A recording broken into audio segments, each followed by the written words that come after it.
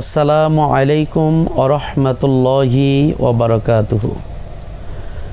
কাছে দূরে, দেশে ও প্রবাসে যে যেখান থেকে আমাদের এই দারসুল হাদিস অনুষ্ঠানটি দেখছেন, সকলকে জানাচ্ছি আন্তরিক শুভেচ্ছা ও মোবারকবাদ।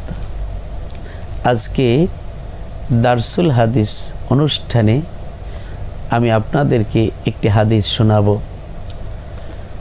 হাদিসটি হচ্ছে এই, আন আব্দুল্লাহ ইবনে ওমর রাদিয়াল্লাহু তাআলা আনহু ক্বালা ক্বালা রাসূলুল্লাহি সাল্লাল্লাহু আলাইহি ওয়াসাল্লাম বুনিয়াল ইসলামু আলা খামসিন শাহাদাতি আল্লা ইলাহা ইল্লাল্লাহ ওয়া আন্না মুহাম্মাদান আবদুহু ওয়া রাসূলুহু ওয়া ইকামিস সালাহ ওয়া ইতাইজ যাকাহ ওয়াল হজ্জি ওয়া সাওমি রমাদান।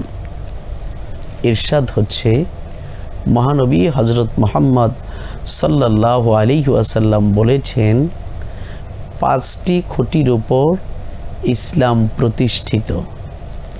এক নম্বরে হচ্ছে শাহাদাতি আল্লাহ ইলাহা ইল্লাল্লাহ, অর্থাৎ আল্লাহ ছাড়া কোনো মাবুদ নেই। There is no God but Allah. Hazrat Muhammad সাল্লাল্লাহু আলাইহি ওয়াসাল্লাম is his prophet and messenger. দুই নম্বর হচ্ছে নামাজ আদায় করা, সালাত কায়েম করা। তিন নম্বর হচ্ছে জাকাত। চার নম্বর হজ। পাঁচ নম্বরে রমজান মাসের রোজা পালন করা। এই পাঁচটি খুঁটির মধ্যে একদম মিডল পয়েন্টে যে খুঁটিটা, সেটা হচ্ছে জাকাত আদায় করা। পবিত্র আল কোরআনুল কারিমের যতগুলো জায়গায় সলাতের কথা আছে, তার প্রায় সকল জায়গায় সলাতের পাশাপাশি জাকাতের কথা আল্লাহ তাআলা উল্লেখ করেছেন। আর যারা জাকাত আদায় করবে, ওই মানুষগুলো আল্লাহ তাআলার কাছে সফলকামী। যেমন আল্লাহ তাআলা পবিত্র আল কোরআনুল কারীমের মধ্যে বলেন, আল্লাযীনা হুম লিয-যাকাতি ফাইলুন। ওই মানুষগুলাই হবে সফলকাম, যারা সঠিকভাবে জাকাত আদায় করবে। নবীজি সাল্লাল্লাহু আলাইহি ওয়াসাল্লাম হাদিসে পাকের মধ্যে ইরশাদ করেছেন, তোমাদের মধ্যে ওই মানুষটা ঈমানের পরিপূর্ণতা লাভ করলো যে ব্যক্তি সঠিকভাবে জাকাত আদায় করলো।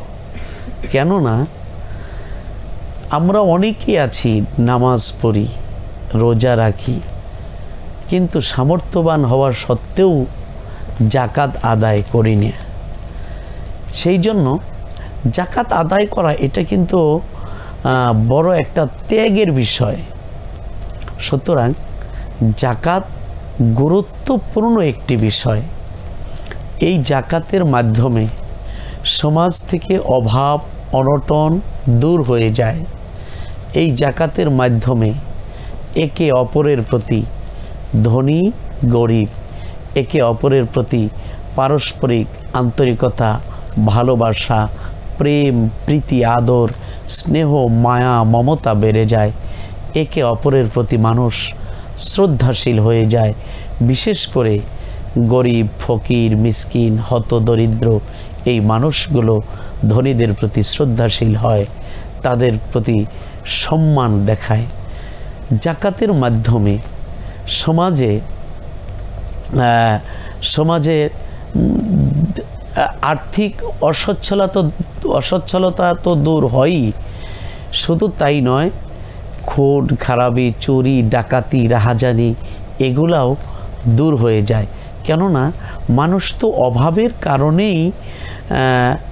অভাবের কারণেই চুরি, ডাকাতি, ছিনতাই করে।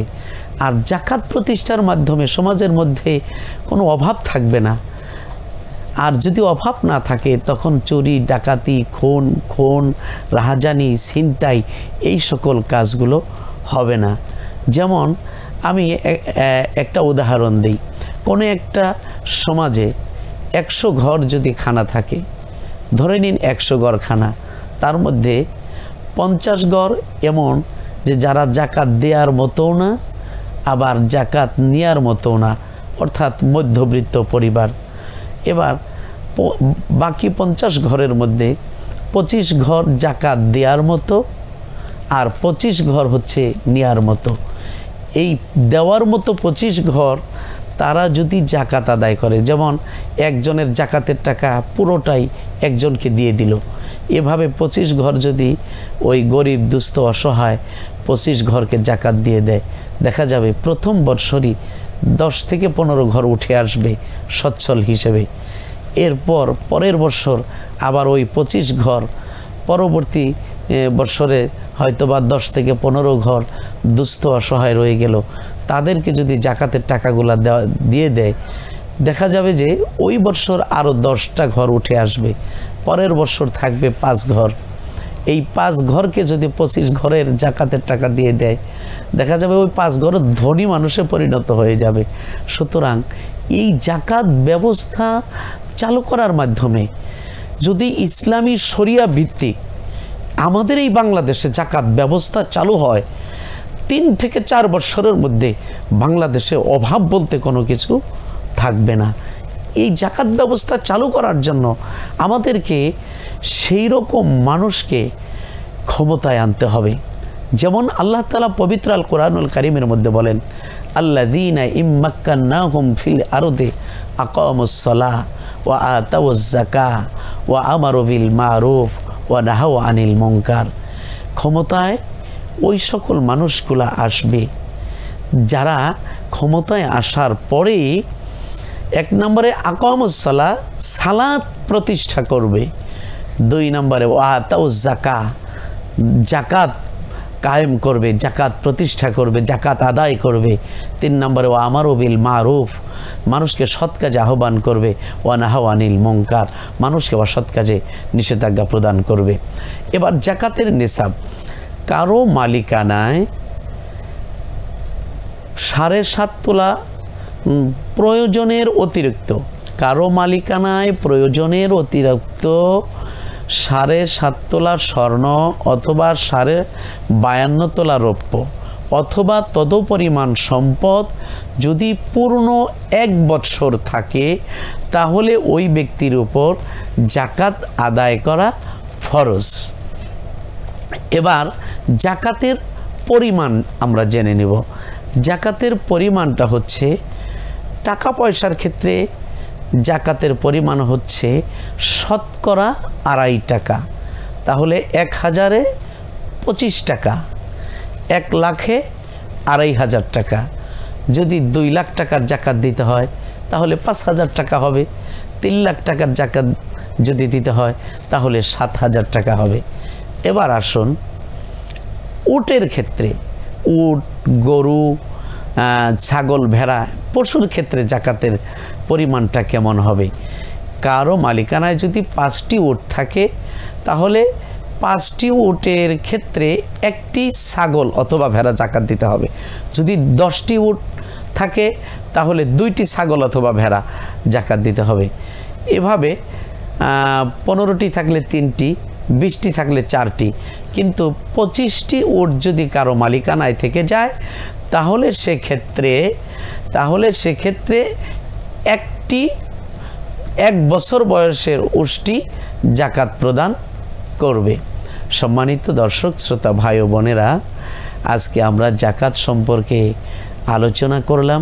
দারসুল হাদিসে আলোচনা হলো আমরা আমাদের যাদের উপর জাকাত ফরজ হয়েছে, আমরা যেন এই সিদ্ধান্ত উপনীত হই যে আমরা কখনোই জাকাত দেওয়া থেকে বিরত থাকব না। আমরা যেন সঠিকভাবে জাকাত আদায় করতে পারি। আল্লাহ তাআলা যেন আমাদেরকে তার যাবতীয় বিধি বিধান সঠিকভাবে পালন করার জন্য তৌফিক দান করেন। আল্লাহ তাআলা যেন কবুল করে নেন। আমিন।